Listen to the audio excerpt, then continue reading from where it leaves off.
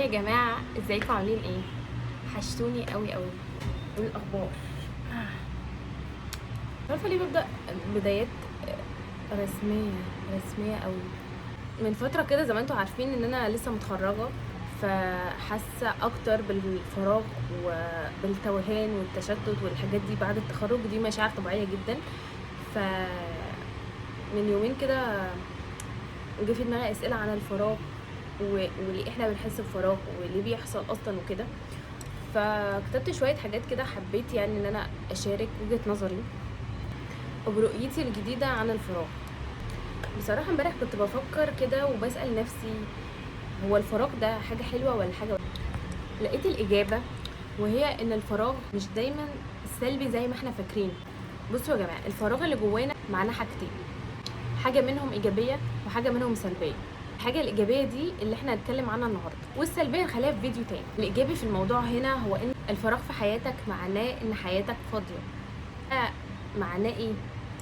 ده معناه إن أنت جاهز تستقبل حاجات جديدة، حاجات جديدة محتاجة تدخل في حياتك، فحصل فراغ علشان تقدر تستقبلها أكتر.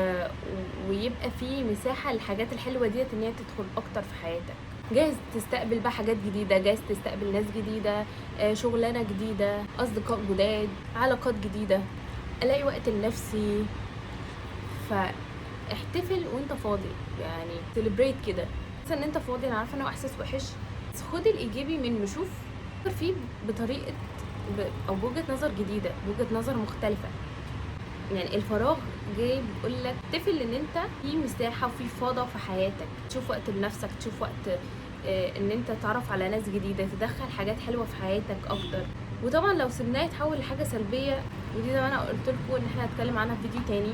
بس الحاجه السلبيه دي ان احنا بقى هنبدا، يعني الفراغ هيبقى فاضي فعلا، حياتنا فاضيه، ومش هناخد اي اكشن ان احنا ندخل او نستقبل الحاجات الحلوه دي اللي في حياتنا.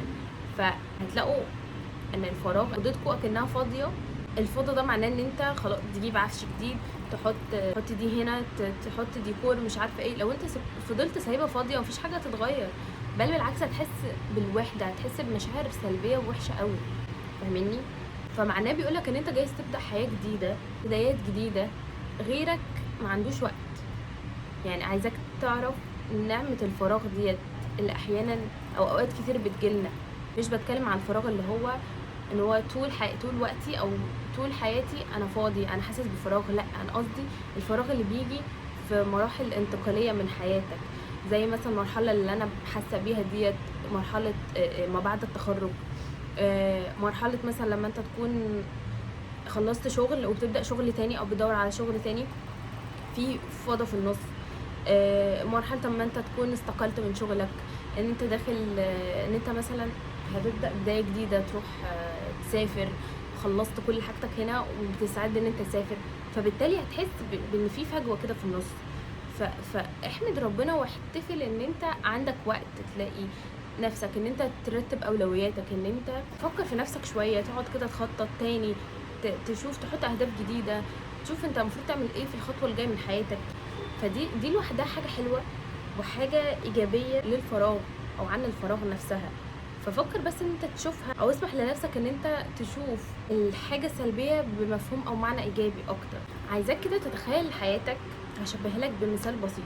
تخيل حياتك عامله زي الكارد ميموري، موبايل اللي مفيهوش مساحه، مفيهوش مساحه يضيف صور جديده، مفيهوش مساحه يضيف ذكريات، يضيف مواقف حلوه حصلت لك انت واصحابك، او مواقف حصلت لك في حياتك حلوه انت حابب تحتفظ بيها.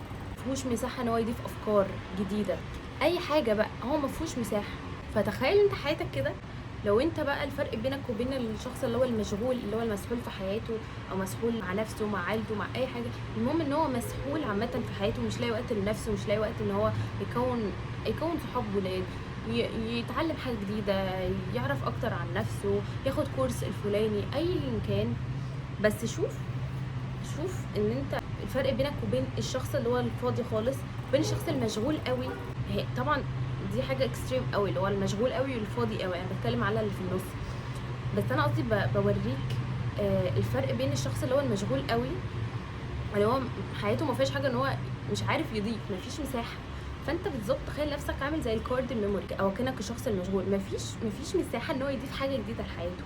لكن الشخص الفاضي ده معناه ان هو تشبيه حياته ان هو الميموري بتاعته لسه فيها مساحه ان هو يضيف، او لسه جايب الموبايل جديد ان هو مفيهوش مساحه خالص، فيبدا بقى يتصور، يكون ذكريات، ينزل يخرج، فبالتالي يصور صور اكتر او كده، فبيملي الميموري كارد بتاعته.